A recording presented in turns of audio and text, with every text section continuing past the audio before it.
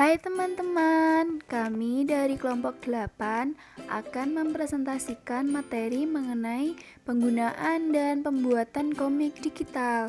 Sebelumnya, saya akan memperkenalkan anggota kelompok 8, yaitu Febri Eka Afifuddin, Desi Ayu Fitria, Khofifatul Husna, Lailatul Fitria, dan Wulan Anggraini. Assalamualaikum warahmatullahi wabarakatuh. Perkenalkan, nama saya Desi Ayu Fitria. Di sini saya akan mempresentasikan materi mengenai definisi komik. Kata komik berasal dari bahasa Prancis, yaitu comique, yang sebagai kata sifat artinya lucu, dan sebagai kata benda artinya pelawak atau badut. Komik sendiri berasal dari bahasa Yunani, yaitu komikos. Seperti yang diketahui, komik banyak arti dan sebutan yang disesuaikan di tempat masing-masing. Di tempat masing-masing komik itu berada. Secara umum, komik sering diartikan sebagai cerita bergambar. Nah, komik adalah media komunikasi visual dan lebih dari sekedar cerita bergambar dan menghibur. Sebagai media komunikasi visual, komik dapat diterapkan sebagai alat bantu pendidikan dan mampu menyampaikan informasi secara efektif dan efisien. Di dalam komik, di mana gambar berfungsi untuk mendeskripsikan cerita ditambah dengan adanya balon kata dalam setiap gambar agar si pembaca mudah memahami cerita yang disampaikan oleh si pengarang. Kemudian, sedangkan komik digital dapat diartikan sebagai gambar-gambar lambang lain yang disusun secara berdampingan dan di mana urutan-urutan baca tertata dengan tujuan untuk menyampaikan informasi atau mencapai tanggapan keindahan dari pembacanya yang dikendalikan ke dalam format yang dapat dibaca oleh mesin. Nah, itu tadi adalah penjelasan materi mengenai definisi komik. Materi selanjutnya akan disampaikan oleh presenter berikutnya. Terima kasih. Selanjutnya, saya akan menjelaskan mengenai poin B, yaitu mengenai pemanfaatan komik dalam pembelajaran MI atau SD. Komik yang bisa dikatakan sebagai media pembelajaran itu apabila isi cerita komiknya memenuhi unsur-unsur pembelajaran, sehingga tidak hanya memiliki aspek menghibur. Komik dalam pembelajaran juga harus bisa memenuhi tujuan instruksional atau tujuan pembelajaran dari setiap materi yang diceritakan dalam isinya, yaitu mengenai materi pembelajaran sesuai pokok bahasan materi yang disampaikan. Komik dalam pembelajaran yang edukatif itu mempunyai sifat yang sederhana, jelas, mudah, dan bersifat personal, sehingga komik juga tidak hanya dapat meningkatkan minat baca peserta didik saja, tetapi juga dapat memotivasi peserta didik terhadap materi pembelajaran yang diajarkan, dengan harapan akan memberikan dampak positif pada hasil pembelajaran peserta didik. Adapun pemanfaatan komik dalam pembelajaran yaitu untuk anak yang belum dapat membaca, melihat komik dapat memberikan pengalaman membaca yang bisa diamati. Yang kedua, komik dapat mendorong anak untuk belajar membaca. Yang ketiga, sasaran pendidikan tetap dapat dicapai pada anak yang sering membaca komik dan lain sebagainya. Fatul Kusna akan menjelaskan lanjutan dari pemateri sebelumnya. Saya di sini akan menjelaskan tentang komik digital dalam pembelajaran. Nah, kalian pasti sudah tahu komik itu apa. Kalian pasti berpendapat bahwa komik itu adalah media bergambar. Nah, media bergambar ini hampir mirip dengan media belajar online. Nah, contohnya seperti media fotografi online.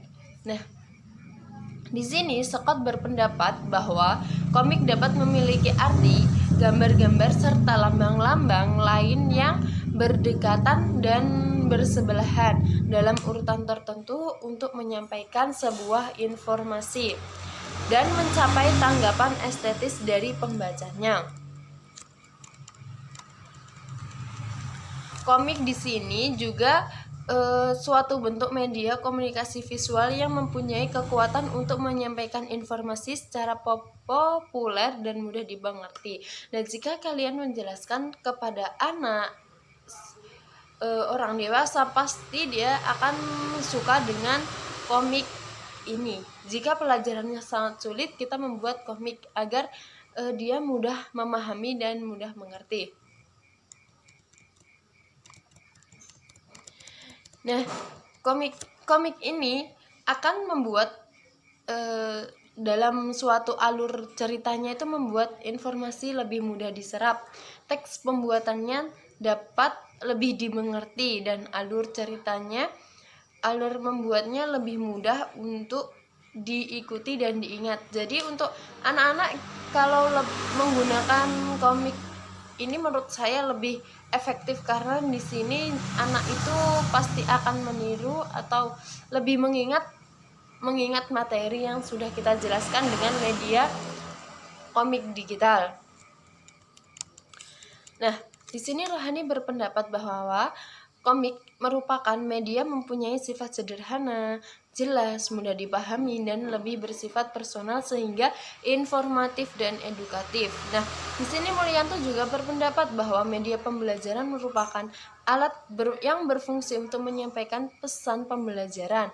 Dalam konteks ini, pembelajaran merujuk pada suatu proses komunikasi antara pelajar, maksudnya pelajar itu siswa, dan sumber belajar. Nah, di sini sumber belajar bisa dikatakan buku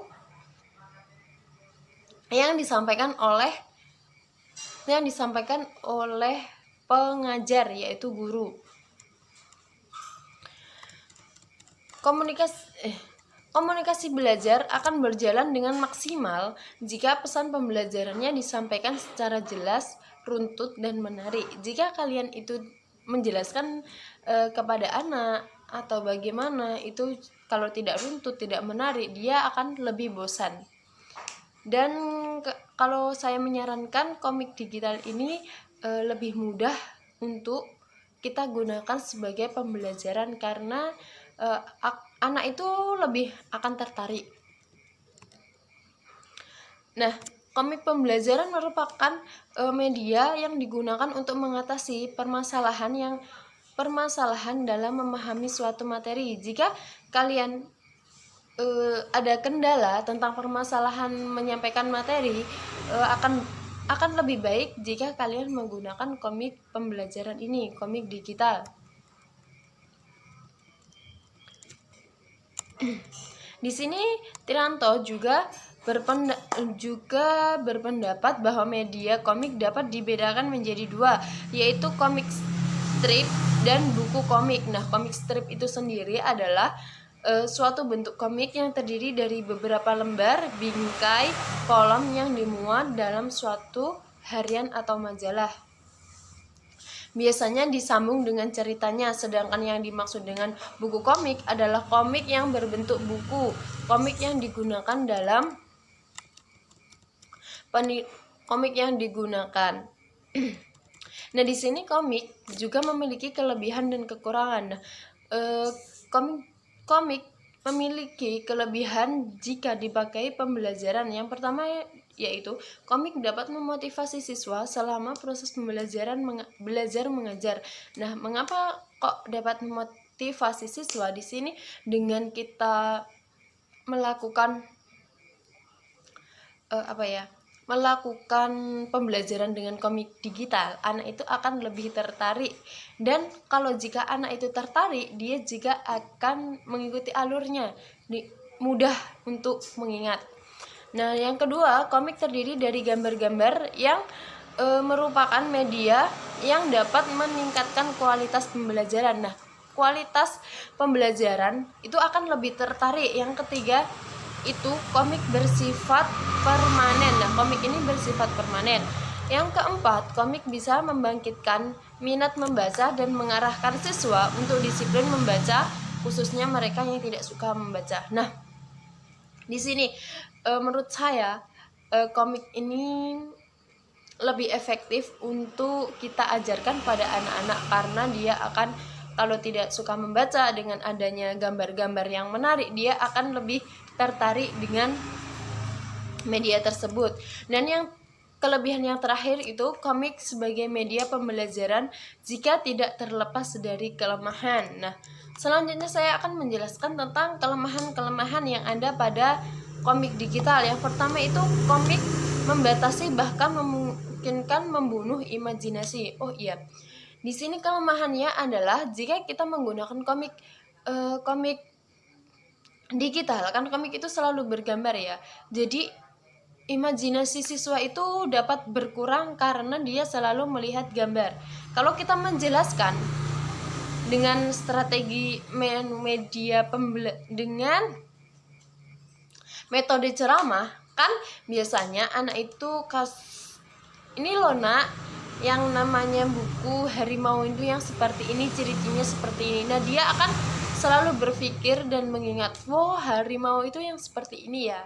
Nah, yang selanjutnya kelemahan selanjutnya yaitu menyampaikan materi pembelajaran melalui media komik selalu sederhana.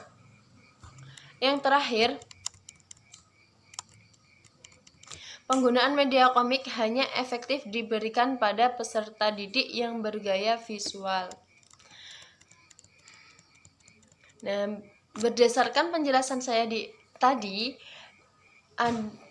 komik memiliki beberapa kelemahan, maka persiapkan penyusunan bahan ajar berupa komik perlu dilakukan dengan baik agar kelemahan-kelemahan itu menjadi suatu kelebihan.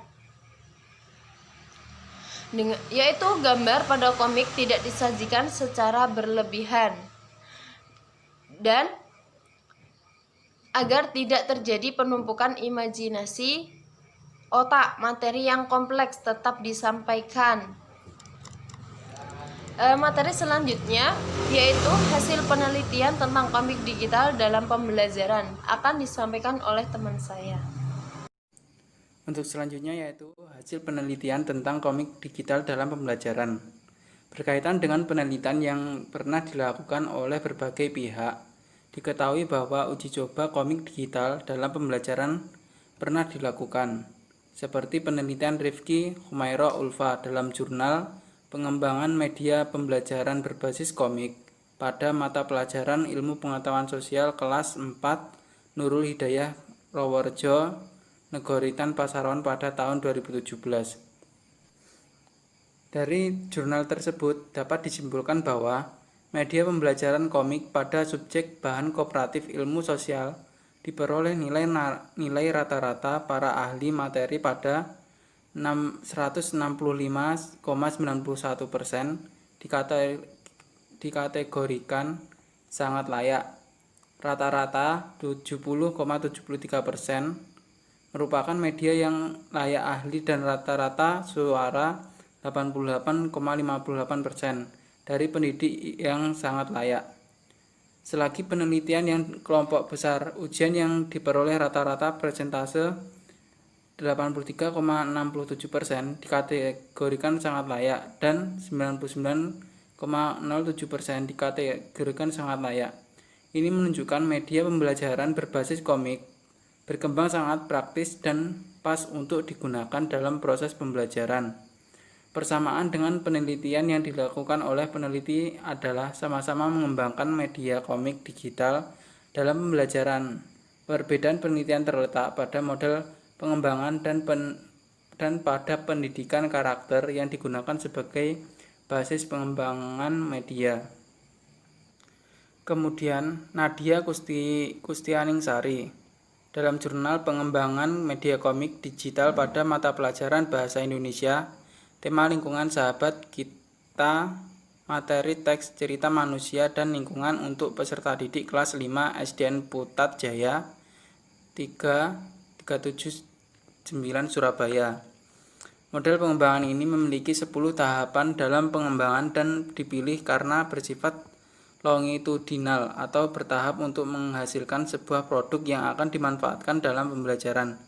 Dalam penggunaan model ini, pengembangan hanya menggunakan 9 tahapan untuk penelitian, yakni tidak sampai ke pembuatan produk massal.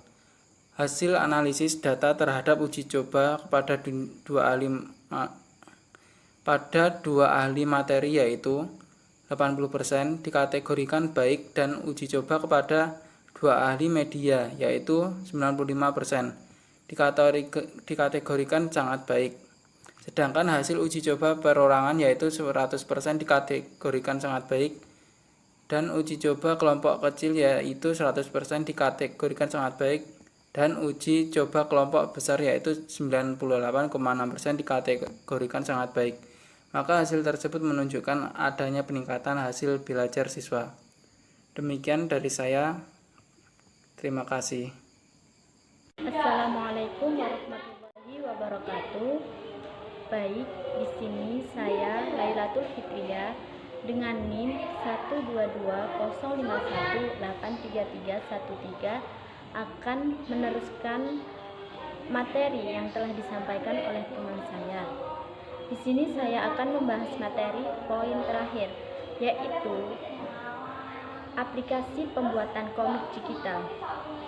Aplikasi pembuatan komik digital di makalah ini terdapat 4 aplikasi software. Yang pertama yaitu Flash.